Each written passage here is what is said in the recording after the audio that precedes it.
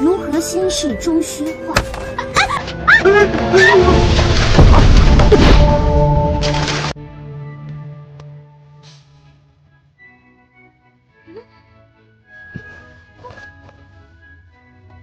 哎，我三哥一看你掉到水里，就奋不顾身的救你，还不谢谢我三哥的救命之恩呢。我凭什么谢他呀？明明是他坑我，好不好？非让我展示才艺什么的。自己扮的小蜘蛛，还赖在我身上。我招你惹你了？天天欺负我，今天还害得我差点没命。还说我笨，是，我是笨，我最笨的就是找不着回家的路。你要真这么讨厌我，一刀杀了我得了，一了百了。你们想要烤先聊，我改日再来啊。我先走了。你说谁想要烤？你给我回来！天晴，你就给帝都画画，你到底怎么样才肯放过我？把衣服换上，另个没人管你。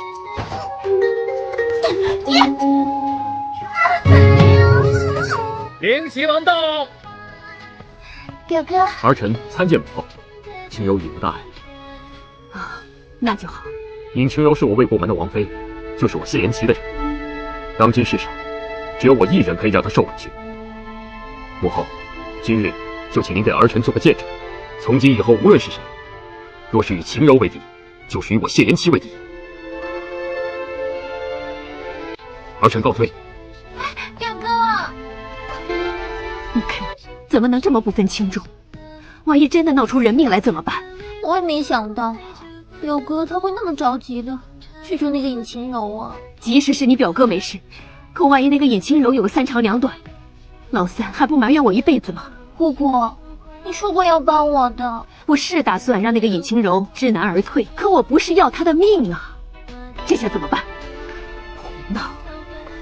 这个谢延琪真奇怪，对人忽冷忽热的。你说他要对我好吧，那不应该送我到这个破地方来活受罪呀。你说他对我不好吧，那干嘛还跳下水救我，还给我送衣服、送补品什么的？啊，古代人的思维真奇怪，烦死了！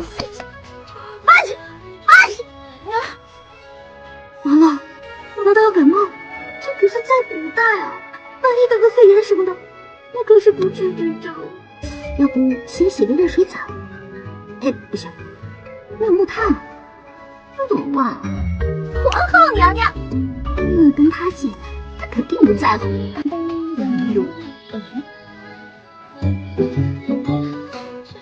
原来是有两头不会风湿啊！今天降温，这阵肯定是犯病，活该上我欺负。不行，尹清柔，大人不计小人过，你要是就这样走了，那不就和周老头一样吗？谁让你进来的啊？出去！你的小手板又痒痒了是吧？哎呦，等你腿好了，你再收拾我也不迟。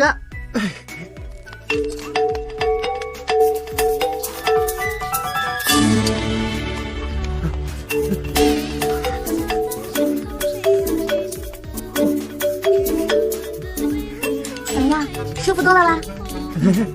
感觉是舒服了点儿。你说你这小小的年纪，怎么懂得这些呀？啊？